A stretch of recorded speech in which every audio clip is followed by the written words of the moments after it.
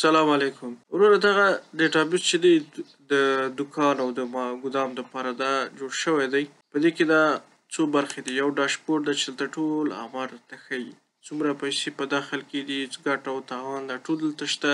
لاندې برخه کې بیا د سټاک بیلانس ده، څونه راغلي دي، څونه وتلي دي، فعلا څونه موجود دي. اوس چې زموږ د خبره د خریدارۍ او د فروشاتو ده، نو زه راځم د سپلایر جورنال ته لومړی. فرض مثال تاسو توکي اخلئ د یو تجار نه، نو حتما معامله چې کوئ یو بیل نمبر درکوي، یا تاسو بیل ورکوئ یا هغه بیل ورکوئ، په هغه بیل باندې پیسې لیکئ، یو عنوان یو شی ورته جوړوئ. نو فرض مثال زه دغه بیل نمبر لیکم، 10 نمبر بیل شو، دا کس شو، نوم یې څه دی، فرض مثال حاجي مانا، دا نوم شو. ټوټل د دې بیل څومره پیسې دي، فرض مثال 50,000. څونه ریسیو شوي دي، یعنې اوس یې څونه نغد یې ورکړي دي پیسې، یوه دې نه ورکړي، نو دلته 0. صحیح شو. یا یې بیخي ورته لیکمه، نیټه هم دلته دا ده زه ورته لیکمه. اوس د حاجي مانان چې دی دا په تا باندې څونه پیسې قرض دي، 50,000 افغانۍ. اوس په آینده کې چې ته کله غواړې د ده پیسې خلاص کړې، دغه 50,000 پیسې، نو دلته راشه، بیل انوایس نمبر ورته انتخاب کړه. دا د حاجي مانان حساب دی. څونه پیسې فرض مثال ورکوي، اوس ورکوي 25,000. دلته هم ورته نیټه ولیکه، نیټه به حتما ورته لیکي. نو دا د په دې حساب باندې د پیسې رسید شوې. که ریمینینګ ډیو ته وګورئ، یعنې ټوټل مجموعه د ده څونه پاتې 25,000 روپۍ پاتې دي، بیلانس یې دا وګوره، دلته هم پاتې دی. دلته ورته حساب هم کتای شي چې د حاجي مانان په حساب کې څونه پیسې بیلانس پاتې دی. نو اوس زه راځم فرض مثال وروسته بیا د حاجي مانان حساب انتخابوم، دغه بیل نمبر انتخابوم. که دلته د ده نور بیلونه هم وي، 11 نمبر هم د حاجي مانان وي، هر بیل چې وي د ده په نامه باندې ته کولی شي هغه بیل انتخاب کړي، دلته به نوم راشي. او دلته زه فرض مثال دا ځل ورته 10,000 افغانۍ رسیدوم، دلته به نیټه ورته ولیکمه. نو وګورئ د ده ټوټل بیلانس اوس 15,000 ته راښکته شو. دلته یې ګوره 15,000 بیلانس شو. صحیح شو. که په آینده کې ته اوس مثلا نوره خریداري ته وکړه، بیل نمبر ورته ولیکه، 11 ورته ولیکو، دلته بیا ورته ولیکه فرض مثال حاجي مانان وي یا بل څوک وي، همدا نوم ورته ولیکه. ده اوس تا خریداري ته وکړله، بیا ترېنه وکړله د فرض مثال یو 20,000 افغانۍ، او څونه دې ورته رسید کړي، 15,000 دې ورته رسید کړي. نو بیا هم د ده بیل چې دی 15,000 روپۍ باقیداري لري. 20,000 دا وي، ټوټل پیسې وي، 15,000 دې ورته رسید کړي، نو 15,000 ورته پاتې دي. او دلته یې دا د بیلانسونه درته ښیي چې د حاجي مانان د یو بیل نه 15,000 باقي یې، د بل بیل نه 15,000 هم باقي یې. دلته هم ورته نیټه ولیکه. اوس که ته د یو بیل پیسې ورکوې، نو هغه بیل ورته انتخاب کړه.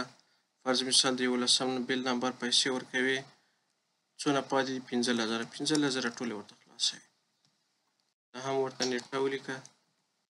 ګوره ده هغه صرف 11 نمبر بیل پیسې پاتې دي، 11 بیلانس 0 شو. دا دی همدا ډول که ته دغه بله ورته خلاصوي، دا 10 که، دلته ورته مقدار یې څونه پاتې دي، 15,000. 15,000 دلته هم درته ښیي، صحیح دی، 15,000 دا ورته هغه نیټه هم ورسوه، نو ګوره 0، دلته هم 0. د حساب پاک شو. اوس د انوایس برخې ته راځم. یو مشتري ته دې انوایس ولیکو، صحیح دی. مشتري نوم ورته ولیکه بلال، انوایس نمبر فرض مثال یو ورته ولیکئ، دلته هم نیټه ورته ولیکه. نیټه چې ده سیستم په خپله ټاکي، د نن ورځې نیټه ده، صحیح دی. نمبر دا شیان چې ورته لیکي ورته ولیکه. دلته چې د آیټم، دلته چې کوم سیستمونه ته ثبت کړي وي د هغې آی ډي راځي. دا مکمل ویډیو چې وګورئ بیا سر دې ښه خلاصېږي. فرض مثال ده دا یو توکی واخیستلو، یو دانه پیس، د دې قیمت څو دی، 7,500. نو دغه آخري قیمت دی چې تا ګټه پرې راچولې ده، او تا ته یعنې د دې نه ښکته قیمت یې نه خرڅوي. خو که د دې نه جګ قیمت باندې خرڅوي، یا ورسره د دې نه هم ښکته یې خرڅوي، هغه ته مکمل آزاد یې. دلته زه ورته 8,000 لیکم، نو 8,000 افغانۍ شولې. او دی فرض مثال دلته چې دی ډسکاونټ ورکوي، ډسکاونټ نه ورکوي، نو راځه دلته لاندې 8,000 اوس ټوټل دي. اوس که دی تا نه دا په قرض درنه وړي، فار مثال 4000 روپۍ درته درکړي او دا ته څه کو ذخیره دې کو نو بلال د تا نه اوس قرضداره دی که نه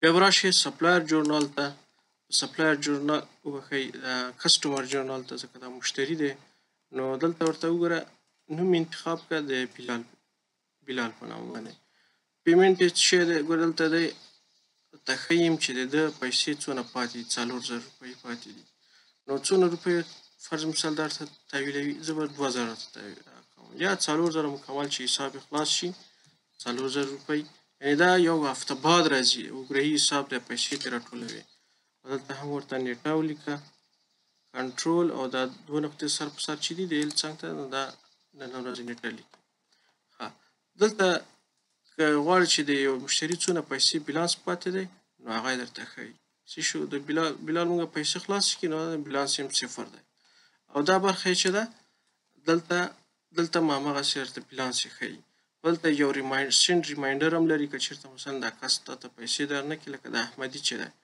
او پیسې وخت پې واوښتو ته غواړې هغې ته میسیج ور ولېږې نو دا وټساپ د لارې نه ورته کولی شي میسیج ور ولېږې صحیح دی نو دا مکمل هر پیسې تعقیبوي یو لسګونه هم ترې خطا کېږي نه مکمل هر څه تعقیب لاندې نیسي دلته نو دا سیستم دی مکمل ورور